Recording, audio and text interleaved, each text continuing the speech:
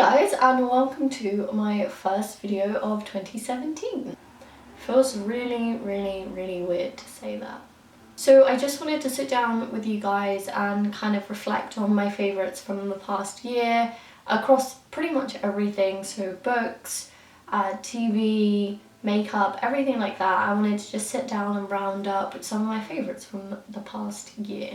So if you guys are only interested in hearing like one specific thing, I will leave timestamps in the description box down below. So the first category that I wanted to talk about was books, and the first book that I wanted to talk about was Crooked Kingdom by Leigh Bardugo. If you guys don't know what this is about, this is the second book in the Six of Crows duology.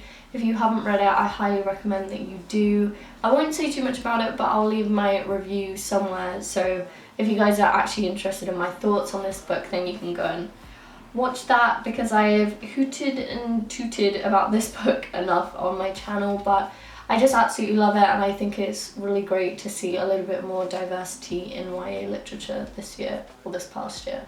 So moving on to book series, I narrowed it down to two from this past year that kind of particularly stuck out to me.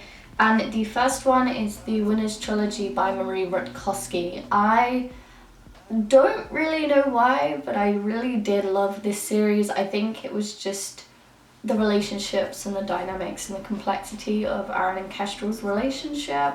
I don't know, I thought it was really unique, and I just really liked it. I haven't really seen that many people kind of rave about this series, but maybe, I don't know, maybe it's a little bit older, maybe other people just don't like it, but I absolutely loved this series. The second series that I wanted to talk about, I don't actually have physical like paperback copies of them because they weren't even published when I read them, and it is the Foxhill Court by Nora Sakavic. So my friend Tasha made me read this series because she also read it a little bit before I did, and it definitely has flaws in it, but also I just think it is amazing, and it was something very different that I didn't expect to like at all, to be honest, because I'm a tiny bit of a book snob.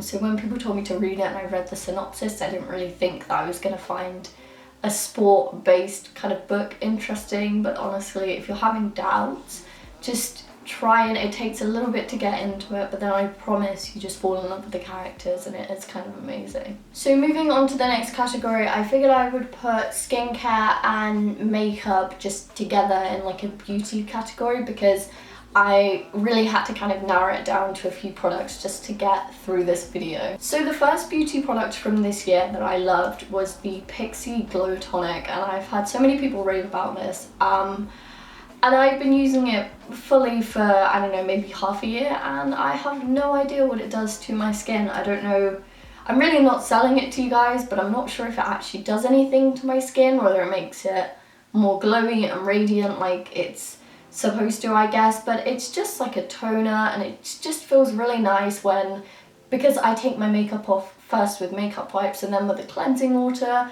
and then to just put this on to make sure everything is gone. So yeah, I'm not quite sure if it actually does anything. I just enjoy using it. Next up is something that I haven't really used that much, but I can vouch for it for the amount that I've used it, if that makes sense. And it is the Glam Glow Mud Mask. I do think they're really nice just for like, if you like to just sit with a mask on and feel a little bit more luxurious, like you're actually treating your skin, then I would definitely recommend looking into Glam Glow. So because I'm on face masks, I figured I would give a much cheaper alternative, and this is the L'Oreal Pure Clay Glow Mask. And this mask, I've seen these everywhere, and this specific one is supposed to brighten and exfoliate your skin. I think it is amazing. Like, you do see instant results when you take this off. It just leaves your skin feeling so much smoother and nicer, and it's so glowy when you take this off. It's just really nice, and they're super affordable. They go for like £5 to £10, I think, in Boots. So I just think they're really nice to just kind of have, and you get a good size for the amount too. I think I have all of them from this range. I have this one, a green one, and like a black charcoal one, but this is definitely the one that I use the most because when I take it off, it looks like I literally have highlighter on my face. My skin is so glowy. Next up onto makeup, I've narrowed it down just to my favorite products that stuck out to me this year, and that is mainly eyeshadow palettes and then also a highlighter. So first is the Laura Geller Gilded Honey highlighter. I absolutely love this so much. It's just so stunning and beautiful, and it really just like melts into your skin, especially if you apply it and kind of go over it with your beauty blender. It just looks amazing. I cannot go a day without wearing this. So for the eyeshadow palettes, the first one that I have to talk about is my Custom Z palette.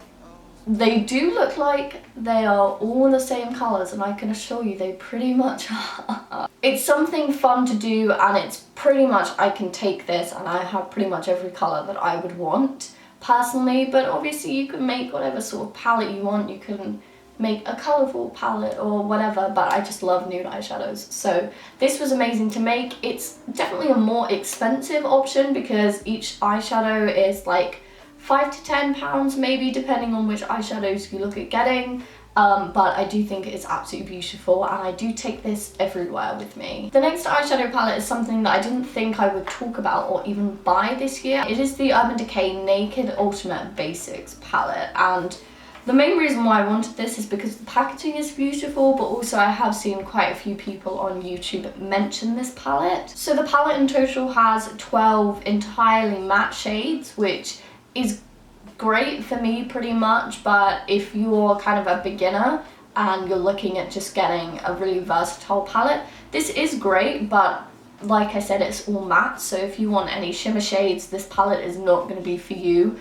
But the shade range is just really great. I think they've really kind of outdone themselves. The last palette that I wanted to talk about is something that I just had to include, and it is my Anastasia Beverly Hills Modern Renaissance palette. It's just so beautiful. I use this pretty much like every week. Like, I just reach for it and it's so beautiful. It's got 2, 4, 6, 8, 10, 12, 14, I almost forgot how to count there. I just find myself constantly reaching for this palette, and it's definitely worth the money. So moving on to TV. I really had to think hard about this because I watch a lot of TV, like a lot of TV. I will watch series and like entirely forget about them. So the first thing on my list is The 100, because I did actually start watching it in like the beginning of last year, so I think like February or something. I was not sleeping, I was not eating, I was not going to classes.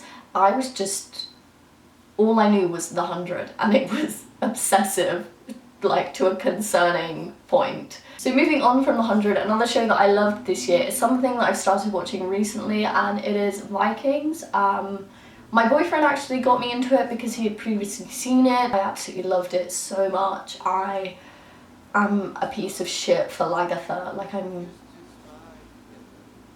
but yeah, I really love that show. If you guys haven't seen it, go and watch it. But yeah, that is everything, you guys. I didn't want to include everything that I loved in 2016 because that would include my best friends and my dogs and my boyfriend, so I figured I would narrow it down to materialistic things like makeup and books. So if you guys have any video requests, please leave them in the comments down below, and I will definitely try to do that for you guys. Thank you so much for watching, and I will see you in my next one, guys. Bye!